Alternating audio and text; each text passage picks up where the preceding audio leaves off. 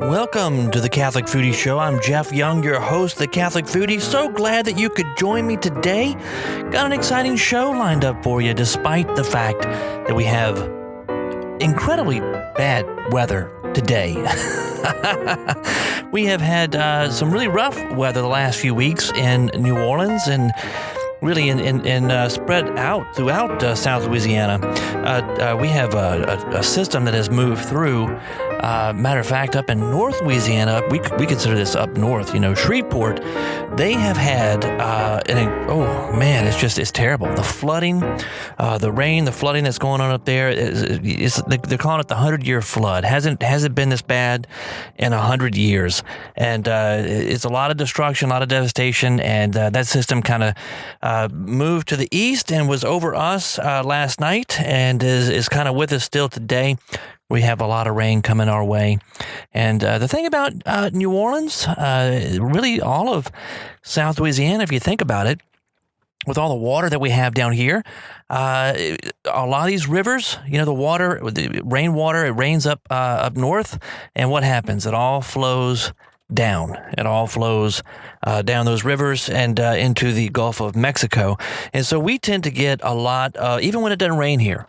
If it rains just north of us, we can still have a lot of flooding. And that's what's been happening the last couple of days.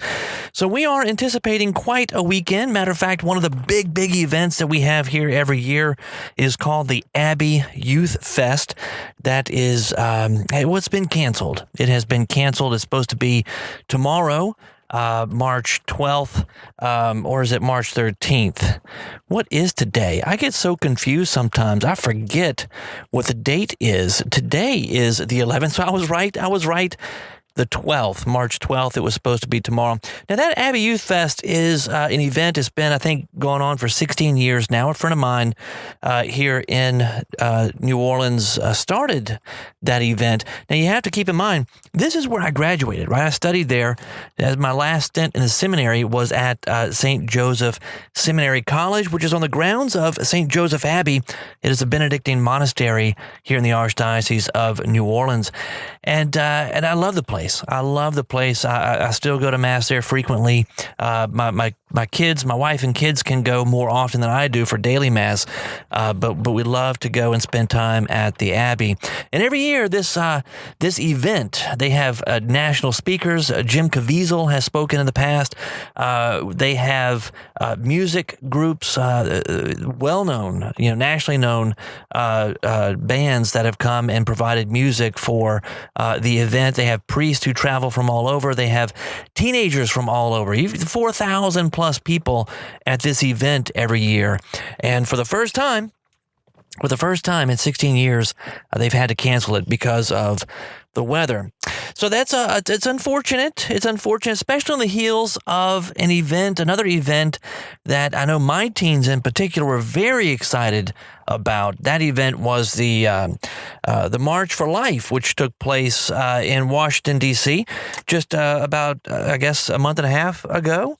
And it was snowed out. You had people from all over the country traveling to Washington, D.C. for the March for Life. And we had, I think, 500 from the Archdiocese of New Orleans caravanning by bus, 10 buses, each carrying 50, if I'm not mistaken, traveling from New Orleans to Washington, D.C.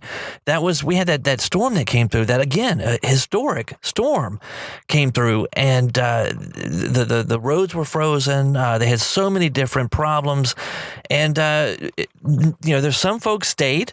There were definitely people there for the March for Life. You could check it out. They got pictures of people who were actually there. But our group, they made the decision, once they arrived, they were only there for a number of hours before they boarded the buses again and came straight back home. The kids were very disappointed, but it was an opportunity for them to accept things that are unpleasant, things that are not really what we want. It was an opportunity for him to accept that and to offer that up as a sacrifice, praying for life, praying for those who are on the front lines, trying to change policy here in the United States and also change hearts. change hearts. And so that they were able to offer that up. And it was disappointing. I know I went and picked my kids up at 3 o'clock in the morning when they finally got back to New Orleans, and I brought them back home. And, they were saying how disappointed they were that they couldn't do that. But the reason it was canceled and the reason why they came back home is because the weather it was not just a day, right? It was several days of really intense snow and freezing temperatures. And the result of that would be, had they stayed, they would have been stuck. They couldn't have gotten out of D.C. and gotten back home when they were supposed to. And then, of course, you've got to take into consideration the extra cost of staying over in hotels for extended days and things of that nature. With 500 people, mainly teenagers, on that trip, it was just not feasible for them to do that. So that's kind of what's going on in my neck of the woods today. What's happening with you? I do have a good show for you today. We've been running some reruns lately. I wanted to take an opportunity to kind of catch you up on what's been going on with the Catholic Foodie. If you go over to CatholicFoodie.com, you can look back and see that I really haven't had a whole lot of activity going on the website in the last month.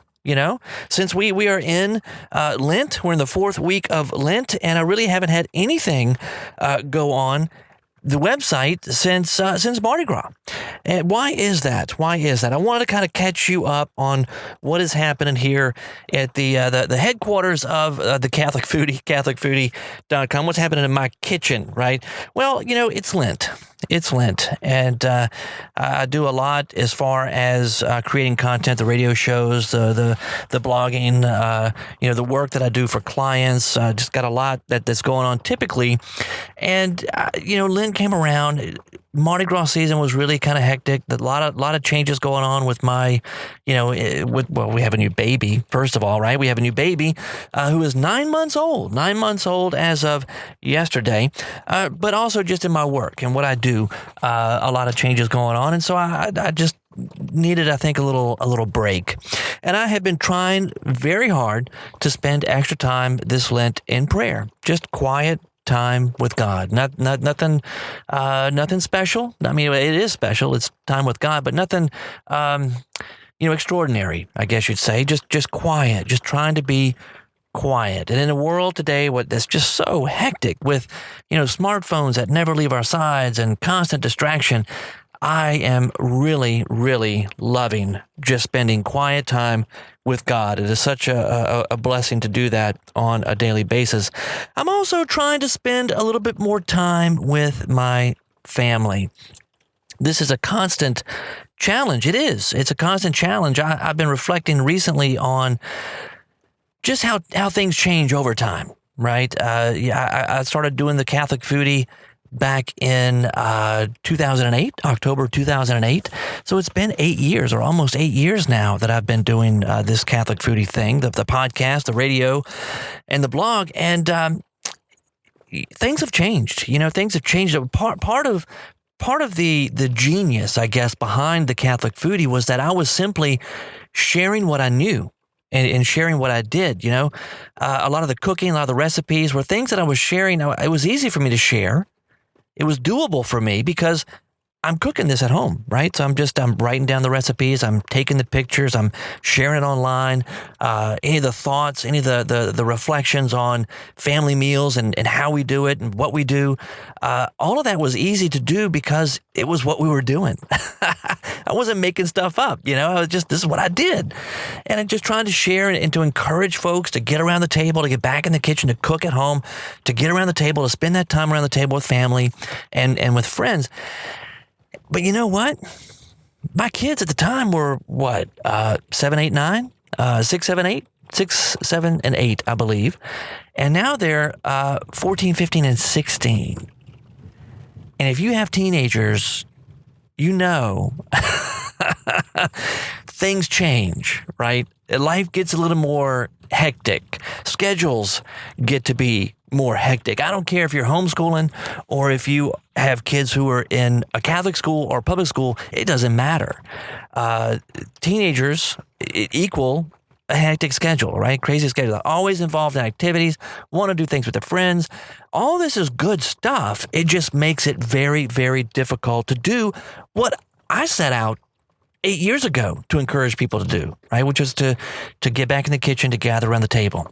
And it's challenging. It is I love the fact that my girls love to cook. Christopher loves to cook too, but he's just not as gung-ho about it, I think, as the girls are. I love the fact that they love to cook and that they're good at it. I think that's fantastic. But it is getting increasingly difficult to get them around the table and to keep them there and to have, well, peaceful conversations around the table, because a lot of times things just devolve into arguments, and backbiting and all these things that we certainly don't want to see happen, but they happen. So I'm in a whole new era here. And being with my family around the table and trying to spend that time together, it's a challenge. It's something I'm really trying to work on this Lent is to spend that time, that quiet time with God, but also that kind of quality time with my family. And with the busy schedules, it's just not always that easy to do. So, but those have been on my list. We are going to have to take a break here in just a minute, but when we come back from the break, I want to tell you I have had a couple of trips recently. Actually, I was on the radio, Jennifer Fulwiler Show, a couple weeks back, and then I took a trip out to California. I want to tell you about that and tell you some of the joys that I have experienced this past few weeks as well. So we do have to take a break. You're listening to the Catholic Foodie Show here on Breadbox Media. I'm Jeff Young, your host of Catholic Foodie. Don't go away. We'll be back in just a minute.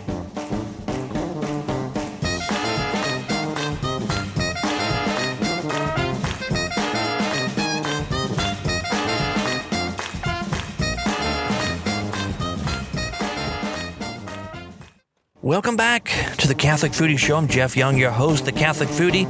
So glad that you are joining me today. So good to be here and to share this time with you.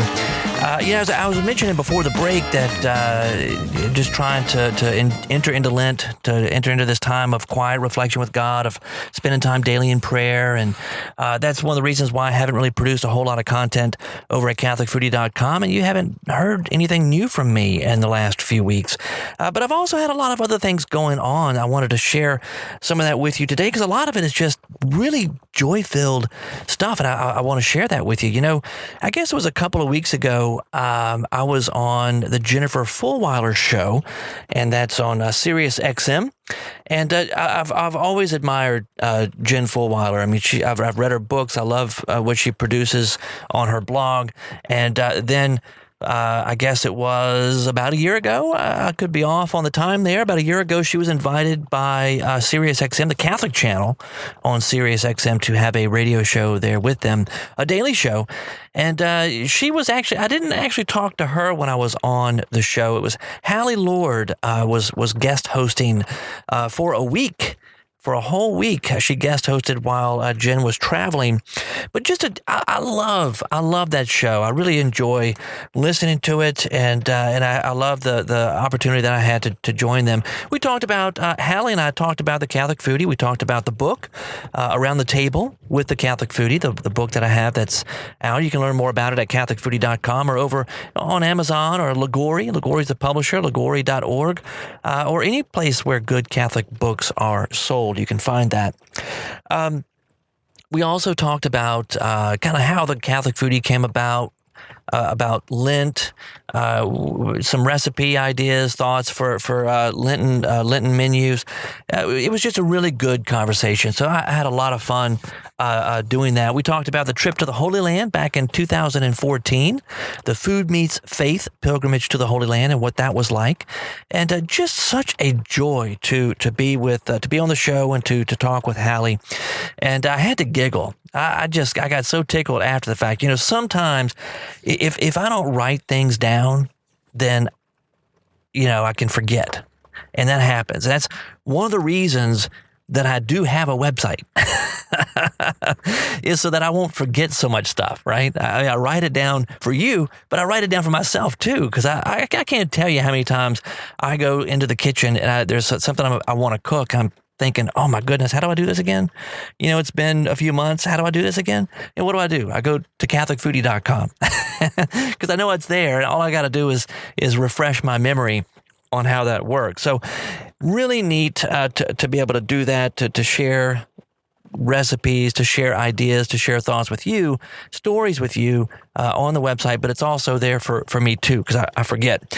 And this is a classic example of this. I'm on this show with Hallie, and she's asking me about Lent, and I started to tell her one of the things that we started doing a few years back, and we try to do this a few times during Lent each year, which is like a lights out thing, right? Where we prepare a meal. We try to do it as early as we can in the evening before it gets dark, because what we do is as the sun sets and the darkness sets in, we do not turn on any lights.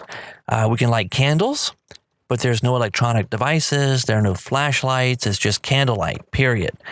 And we'll finish. Sometimes we've been stuck. Sometimes we've been in the kitchen with candles. I'm trying to pull as many candles together so we can check the food to make sure it's cooked, kind of a thing, right? We don't want to cheat and use a flashlight. We don't want to cheat and turn the lights on. We try to do this, as best we can. And it's fun. It really is fun to do this. But we'll finish the cooking. We get to the table. We have a meal by candlelight. And of course, there's no gadgets. There's no electronics. And so we just talk, and it's a relaxing evening. We try to do it on a Sunday. Sometimes we've done it during the week. That's always kind of awkward and challenging, but we'll do it on a Sunday. And it's just not. We haven't done it yet this Lent, but it's a challenge to do this. And then once that's over, maybe we'll play cards or a board game or just talk more, whatever it may be. But usually it ends up being a very early night. If we can't do anything with electronics, we can't turn the lights on, what else is there to do? All of a sudden, that natural rhythm of your body kind of sets in, and you're like, I'm tired, and so we all end up going to bed early. It really is a wonderful thing to do, a wonderful experience.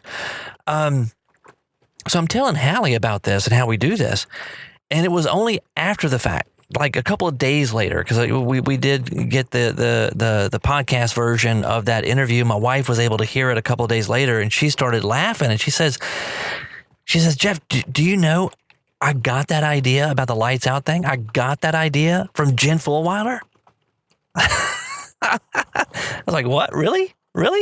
And sure enough, not only that, but like a day or two later, on Facebook, how they have that thing where it kind of looks back over the years.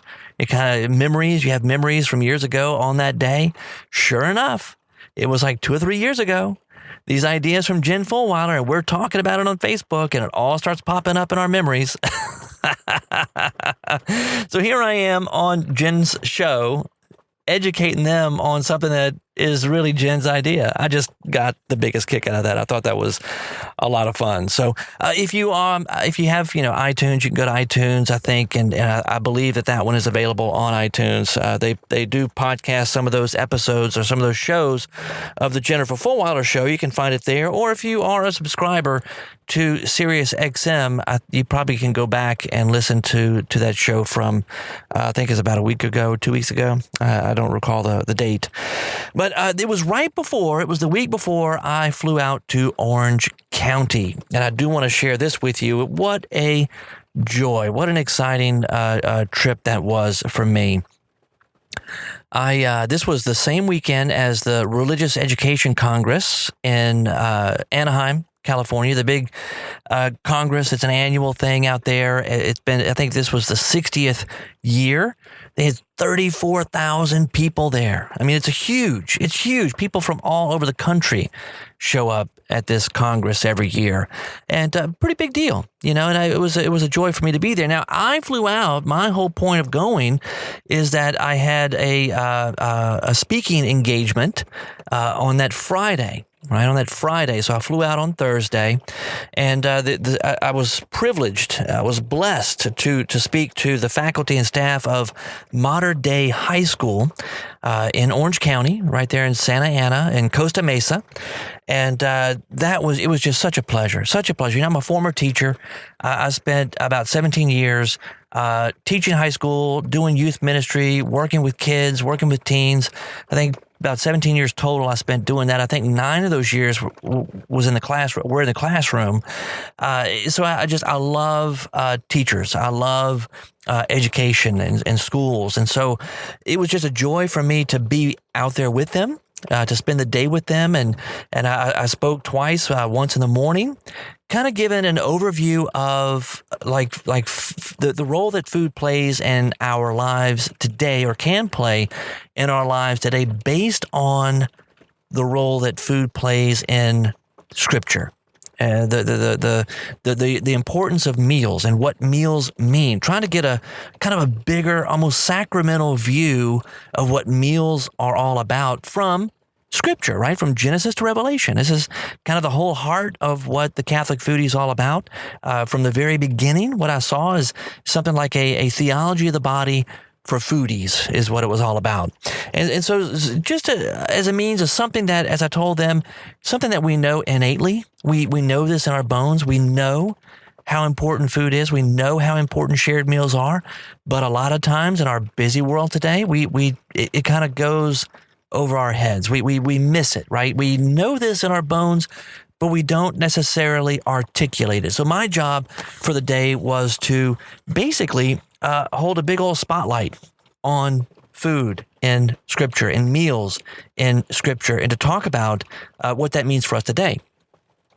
Then in the afternoon, we spoke about hospitality and how God it really shows hospitality to us in coming to us, specifically in Jesus, right? And Jesus God becoming man in Jesus, the incarnation, and how that hospitality of God, and how he invites us to be hospitable too. And that hospitality oftentimes happens around the table, right? You know, we see these covenant meals in the Old Testament. We see Jesus breaking bread with sinners throughout his public ministry. And the feeding of the 5,000, the feeding of the 4,000, and then the institution of the Eucharist, which is around the table, and the connection of the Eucharist to his sacrifice on the cross. And how today, you know, we do gather around the table, and he feeds us with his very self around the table of the Eucharist. You know, we at Mass, God is still with us today. God feeds us today. God is hospitable to us today, and how he calls us. He calls us to share that hospitality, to be agents of hospitality to all those that we meet, starting in our families, as Mother Teresa used to frequently remind us, right? Where does love begin? It begins at home. It's easy sometimes for us to go and love the people out in China or India or Africa or way out there, but it's very, very difficult for us to love the people in our own home. Yet that's where God calls us. You know, he calls us to start there, to love those right there in our own families. And oftentimes, you know, you think about it, oftentimes the poorest of the poor can be those who are right there in our own families. You probably hear the rain, the pitter-patter in the background. I am coming to you from my mobile studio today, which is in my car. So as I mentioned, we do have a little weather thing going on here in South Louisiana, and I'm right here in the thick of it, getting rained on, but that's okay. We are going to be taking a break here in just a few seconds, but I wanted to say, you know, if you have a group, maybe it's your parish, maybe it's a school, maybe it's a ministry that you have, that you're involved in, who needs a speaker, you have an event coming up, you need someone to speak at, contact me. I'd love to come and to speak to your group and talk about food and faith, how they play together, how God uses food to bring us together with each other, but also bring us to himself. I'd love to share that with you. Don't go away. We'll be back in just a minute. This is the Catholic Foodie Show on Breadbox Media. We'll be right back. Welcome back to the Catholic Foodie Show. I am Jeff Young, your host, the Catholic Foodie. So glad that you are joining me here today on the Catholic Foodie Show. Very exciting, very exciting. I'm so happy to share this time with you and to share a little bit about what's been going on the last several weeks here, the last few weeks with you. I mentioned before the break how I flew out to California and spent that day with the faculty and staff at Mater Dei High School in Costa Mesa, or Santa Ana, California, out in Orange County. And what a joy that was to be with them. What an incredible school. the work they do there with the kids, and just that sense of real unity, of real family. That permeates that school, the faculty and staff there. Fantastic. Charisse was a fantastic host. Thank you, or hostess, I guess I should say. Charisse, thank you so much for the invitation. Thank you so much for taking care of me while I was there. It was just such a joy for me. And they did a great job. Seduxo is the catering company that takes care of the food there, and John did a fantastic job putting food together for the group that day, and did a few special things, including a blackened fish. It was a Friday in Lent, and he did a blackened fish, which is something that is reminiscent here in New Orleans. It started, that whole dish, blackened redfish, started right here by Chef Paul Prudhomme in New Orleans. And Chef Frank Brightson, I had him on the show just, it was a couple of months ago, I believe, when shortly after Chef Paul Prudhomme passed away. I interviewed Frank Brightson, who is a good friend of Paul Prudhomme, and went out to Brightson's restaurant, sat down with him and interviewed him, and he told us the story of how blackened redfish, which was just an absolute phenomenon. It really was. We had lines outside the restaurant going down the block for people to come in to try this dish. Incredible, and it went national. I mean, all over the country, blackened redfish became a phenomenon. So much so that eventually they had to stop. They had to put a limit on the number of redfish that could be caught. So it affected the fishing industry. They could, and for a while, I remember you couldn't even serve redfish. So an incredible thing. Anyway, John did a blackened fish that day and did a superb job. Also made some hummus. Knew that I was coming and made some hummus for that day. It was very good. He did a great job. Once I was done at the school that day, Charisse was so kind to bring me over to Anaheim for that Congress, the Religious Education Congress. And one of the reasons that I wanted to spend that time, since I was already in California, I wanted to stay that weekend and spend the time at the Congress in Anaheim, was simply because there are some people that I engage with online that I've never met in person. There are other folks that I met originally online, but only get to see in person at events like this, right? So that was what I really wanted to get out of that weekend, was the opportunity to see and meet some people in real life that I've never met before, but also get to see and be, reunited with friends in real life that I only get to see at events like this. Like my friend Lisa Hindi, as an example, who is a writer, an author, a blogger. She's no stranger to radio and podcasting. Lisa Hindi, CatholicMom.com is her website. I was privileged to get to see Lisa again, and we got to kind of catch up a little bit. That was a joy. She was there on behalf of Ave Maria Press, along with Bob Hama and Jared Dees. I got to meet the two of them for the first time in person, and what a joy. That was just a joy for me. Over at my own publisher, at Ligori Publications, I was privileged to get to meet Mary for the first time. Think about this.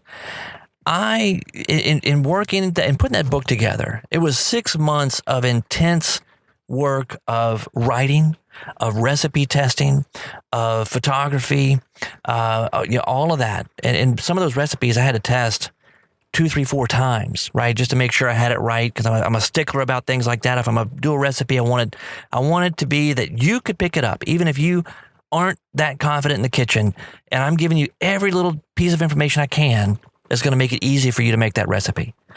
And I walk you through it in a way that is not speaking down to you. I'm just trying to explain as I go through, in a very helpful way, how things work. And so it's not just a list of ingredients, but I'm explaining to you why you use certain things and not others. So I've been told that that's the teacher in me, and that it's very helpful and it's very appreciated. Most folks appreciate the way that I approach that. So I did all this work And then, once it's in, I had to do the edits, and I had to do, going back and forth with the folks at Liguori, maybe doing some swapping out of photos at the last minute, things like that. And I had never met any of these people in person. It was all done via phone and email, back and forth. And so what a joy it is to finally meet some of them in person. And one of the women who I've communicated with a lot via phone and email, Mary, was in charge of the marketing and the what do you call it? A publicist, right? A publicist. So public relations, marketing. I had never met her in person until a couple of weeks ago in Anaheim. I got to meet her. So that was fantastic. And I got to see Chuck again. Hadn't seen him since I was in, I think, was it New Jersey? That was the last time, last year that I got to see Chuck. So great to see those folks. Rosemary Lane from Loyola Press. We've done podcast shows together. I've interviewed her a couple of times. They featured me on their website, Loyola Press. I guess a few years back, they did a thing about prayer and art, right? And culinary arts is part of the arts, and so they did a whole segment on the culinary arts and included something on the Catholic food. That was a joy as well. Father Dave Dwyer, I got to meet, I think it was the first time I got to meet him in person. First time in person, right? The Busted Halo, also on Sirius XM, the Catholic channel. I got to meet him. I got to meet the beautiful couple behind CatholicSingles.com. That was a joy. We had a fantastic conversation. And, the good thing is that these are folks who, on a regular basis, I'm engaging with on Twitter, on Facebook, on Instagram, and, it's a brand, right? CatholicSingles.com, and the Catholic Foodie can be looked at the same way. It's a brand, but I got to actually meet the folks behind it, a beautiful married couple who are behind the ministry, the work of CatholicSingles.com. That was a joy, too. And then while I'm talking with them, this woman walks up, and I didn't recognize her. I didn't know who she was, but she had a very distinct voice. Her voice was, not that I recognized her voice, but I could tell that she was somebody, by the way she spoke and the way she held herself. And I'm thinking, wow, who is this? Who is this? And so in the course of that conversation, someone says, well, have you ever met Jeff Young? And she kind of motions over to me, and this woman whose name is Peggy Normandin looks at me and goes, Jeff Young, the Catholic Foodie? And I just started laughing, just like I did just now. Just started laughing. I'm like, yeah, that's me. And she said, well, that is so funny. She goes, I do a radio show on EWTN called Call Me Catholic, and I am doing the show today on food and faith and on Catholic food websites. And do you know that you are on my top 5 list? I'm like, really? She says, yeah, I'm going over right now. We start the show in 15 minutes. I'm going over right now to get set up, and I'm going to be talking about your website. I'm like, oh, well, that's awesome. And I was so honored. I said, I'm going to come over there and try to catch a listen if I can for a few minutes. So that was just so nice. And I do have a sound clip that I'm going to try to play. Hopefully in the next segment, I'll be able to play that for you just for a minute or two, where she just says some nice things about the Catholic Foodie Show. It's really nice. It's a pleasure to meet her. At some point, she said she would love to have me on the show. I'd love to do it. I'd love to chat with her. It'd be a lot of fun. And her guest on Saturday was Father Leo Patalinghug, right? This was a Saturday. This is going back a couple of weeks. Father Leo Patalinghug of Grace Before Meals. Now, Father Leo, his name, when people talk to me about food and faith, his name gets brought up a lot. He has Grace Before Meals. You can find that at gracebeforemeals.com. Father Leo is a very good friend of Monsignor Christopher Nolte, who is a priest of the Archdiocese of New Orleans. He's one of the co-hosts of the Around the Table food show that I do in New Orleans and Baton Rouge. And we have had Father Leo on that show, I don't know, 2 or 3 times, I think.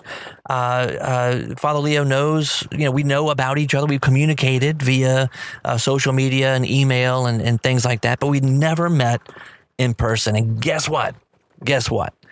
I shortly after Peggy went over to do her her radio show, I walked over, and lo and behold, Father Leo standing right there. So I had the awesome blessing of meeting Father Leo in person for the first time. Got a little picture with him. It's over on Facebook and Twitter and all that. Instagram, you can find it over there. That was just such a joy. Just a neat conversation. We only got to chat for maybe 10 minutes, maybe 5-10 minutes. And then he had to go get on the radio show with Peggy. But what a joy. If you don't know anything about Father Leo, go check it out, gracebeforemeals.com. He's got a TV show on EWTN as well called Savoring the Faith. I highly recommend the work that he does. Does a great job. And he's got a few books under his belt. He's got a TV show, and all of it is geared towards encouraging families to do the same thing I'm trying to get them to do, which is to gather around the table, to get back around the table and to really experience those relationships, the way that God made us to experience them. And food helps us to do that. So we are up against a break again here at the Catholic Foodie Show. I am Jeff Young, your host of Catholic Foodie. We got to take a quick break. Don't go away. You're listening to the Catholic Foodie Show on Breadbox Media. We'll be back in just a minute. Welcome back to the Catholic Foodie Show. I'm Jeff Young, your host of the Catholic Foodie here on breadboxmedia.com. So excited that you're here with me today, trying to catch you up, trying to catch myself up on what's been going on here with the Catholic Foodie. Talking about the trip out to California a couple of weeks ago to Orange County, the Religious Education Congress in Anaheim. How much fun that was to actually get to meet people in person, to see people that I only get to see at events like that. It was just so much fun. I do want to tell you about a couple of more people that I got to meet. Just so incredible. So incredible. Brandon Vaught is one of them, right? He works with Bishop Barron on the Word on Fire. He's got a lot of projects that he does himself as well. BrandonVaught.com. It was just a joy to visit with him. We've talked on the phone in the past. We've had some communication in the past. First time I was able to meet him in person and found out that he and his wife are expecting. They have another baby on the way. And I found out that I'm not telling you anything that I don't think is already public, but I found out that it's a girl and that they are naming that baby Zelly, just like somebody else I know. My Zelly just turned 9 months old yesterday, so very excited about that. Congratulations to the Vaughts on that great blessing from God. Also, something really strange, kind of weird, that I have a friend of mine that I went to school with. I was in a seminary with this gentleman. Roy Pettifice is his name. He's a counselor, a licensed counselor, therapist. Also specializes in teenagers. And he's written some books and he does a lot of speaking around the country on working with teens. And Roy and I graduated. We didn't graduate together. I think I was a year ahead of him. But from St. Joseph Seminary College, right? Abbey Youth Fest. I talked to you about that before at the very first segment today. And Roy and I, we have communicated many, many times over the years, but I have not seen Roy in person in 20-something years, I think. It's been about 20 years or so. I have not seen Roy. And the thing is that Roy's in Lafayette, Louisiana. Right, he's kind of in my backyard, about 3 hours away from here, but he's not far away. But even at events at the Abbey where you have homecoming, things like that, I have not seen him in all these years because I don't go every year. And apparently he doesn't go every year. So we haven't seen each other. But guess what? Roy was speaking at the Congress in L.A., and so we got to meet up on Friday evening and just kind of catch up for an hour or so. That was one of the highlights for me of the whole trip. Is being able to just shit. We were both wiped out, exhausted. I mean, if you would have seen us, we probably looked drunk. We were so tired, We were just sitting in the lobby at the hotel. Roy spoke that day in front of a bunch of people. I did my 2 talks at Mater Dei on Friday. And, just after the trip, for some reason, I just couldn't sleep well. I was up at 3 o'clock in the morning. And anyway, long and the short of it is we didn't get together till about 6 o'clock that evening on Friday. And we were exhausted, but it was so good to see Roy. So good to see Roy. So we got to catch up, spent about an hour and a half talking, and then went our separate ways. He had another event to attend that evening. But man, that was a treat. And here's another treat. I got to share this one with you too. I just have to. One of the highlights for me. I had been hoping to meet this woman. I knew that she was going to be at the Congress, and I just wanted to meet her. I've seen her in the past, and I tell you this, I've actually met her before. And this is going back, oh goodness, this is going back a couple of years, 2-3 years, and I'm trying to remember what conference I was at. Well, it was the Catholic Press Association event. That's what it was. It was the Catholic Press Association event, and I think it was in Charlotte, North Carolina. And that's going back, I guess, 2 years. And I did get to meet her briefly. It was in a throng, amidst a throng of other people. I got to meet her. But I heard her speak that day. And that was really I had heard her name before, but I heard her speak in Charlotte. And there was just something that was just powerful about her talk. And it wasn't just one thing she said. It was just that she spoke truth. It was raw. It was raw. It was powerful. It was truthful, and it was humble. Right? Just a lot of humility, a lot of truth in that respect of humility coming from this woman, and it really impacted me, which is why I wanted to meet her in Charlotte. And I got to say hi, and I shook her hand, but I didn't really get a chance to talk with her. And I'm talking, are you on the edge of your seat now? Are you saying, who is he talking about? Who is it? Well, her name is Heather King, and you may have heard of her. She's written a number of books.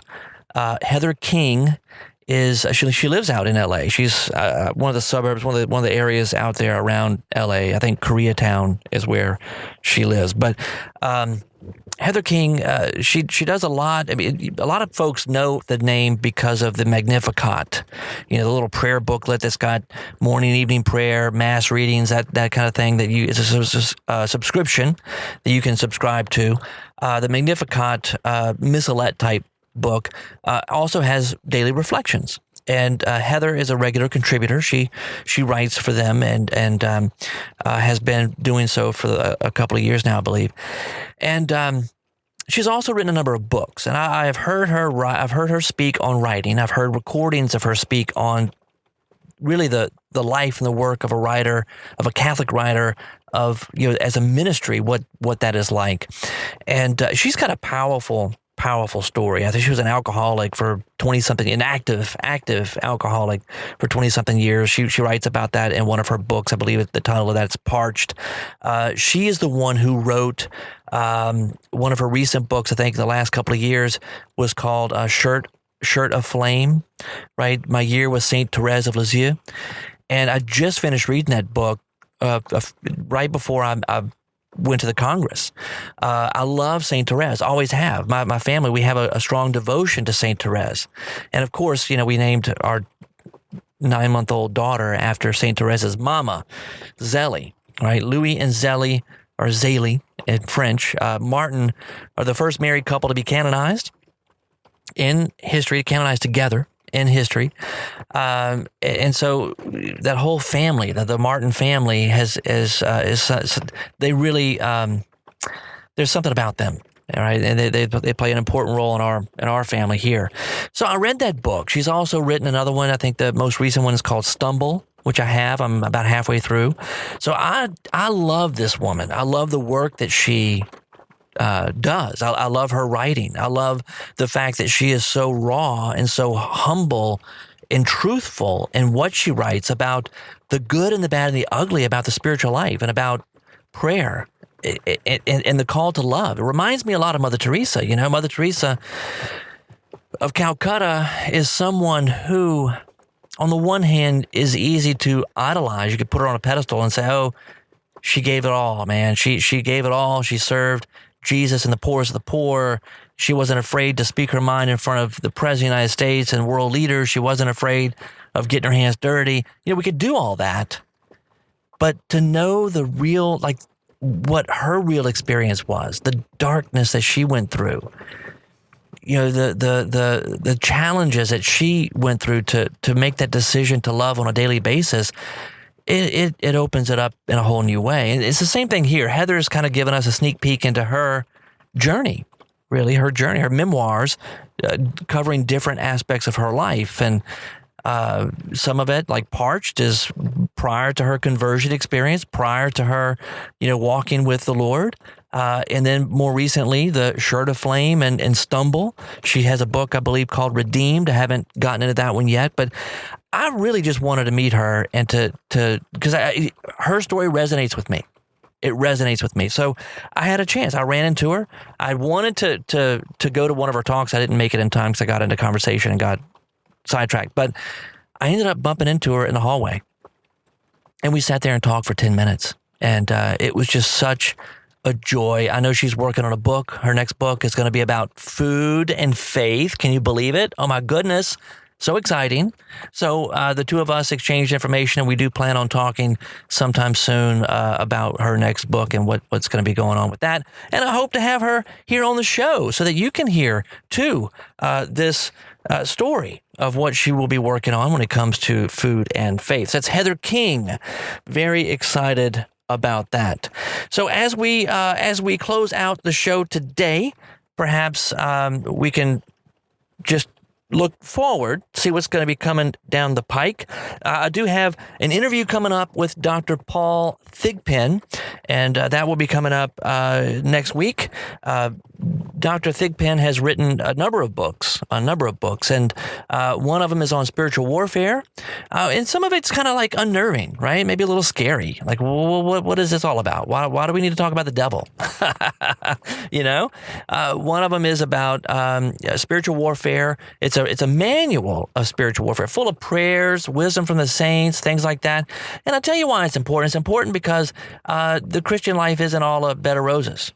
Right? There's a lot of struggle that goes on. There's a lot of hardship. And if we take the Bible seriously, then we know that part of the problem is our own humanity, our own fallen humanity, our own propensity to sin, that sin itself is a stumbling block for us.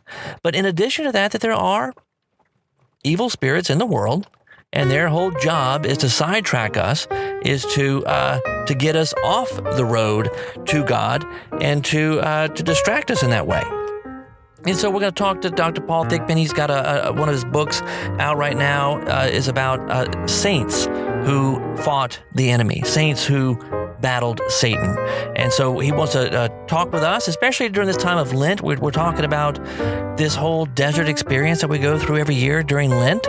And so he was going to talk to us about that book and some of the wisdom of the saints on how to handle rough spots in our Christian walk. So can't wait to share that with you. Thank you so much for joining me here on the Catholic Foodie Show. I'm Jeff Young, your host, the Catholic Foodie. And until next time, bon appetit.